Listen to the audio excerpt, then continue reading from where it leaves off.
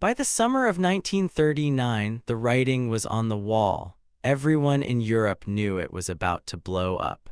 Poland was basically in the worst neighborhood imaginable, sandwiched right between Nazi Germany and the Soviet Union, two superpowers who both wanted them gone.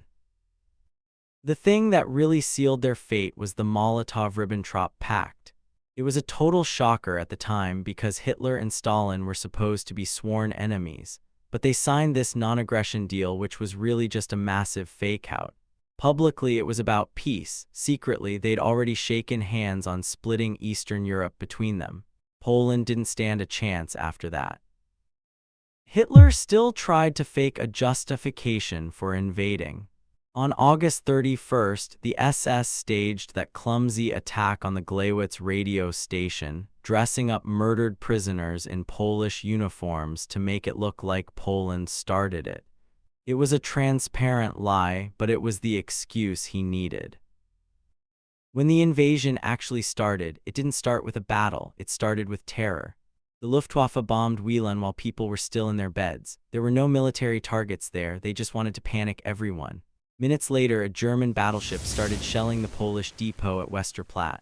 The crazy part, the 200 Polish soldiers there were only supposed to hold out for 12 hours. They lasted 7 days. German troops poured across the border with a speed nobody had ever seen before. This was the world's introduction to Blitzkrieg.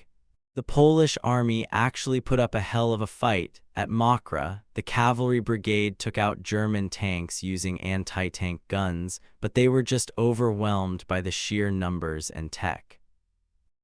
Then came the false hope. Britain and France declared war on September 3rd, and people in Warsaw actually went out in the streets to celebrate. They thought the cavalry was coming to save them. It wasn't.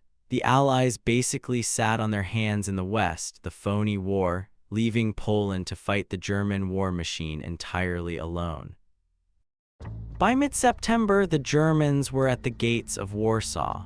The mayor, Stefan Starzyński, was a total hero. He refused to leave, staying on the radio every day to keep morale up while civilians dug trenches.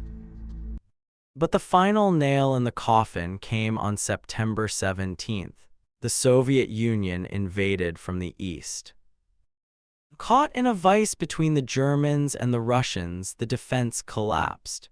The government realized it was game over and fled to Romania to keep the state alive in exile. In a pretty grim scene, German and Soviet commanders actually held a joint victory parade to celebrate.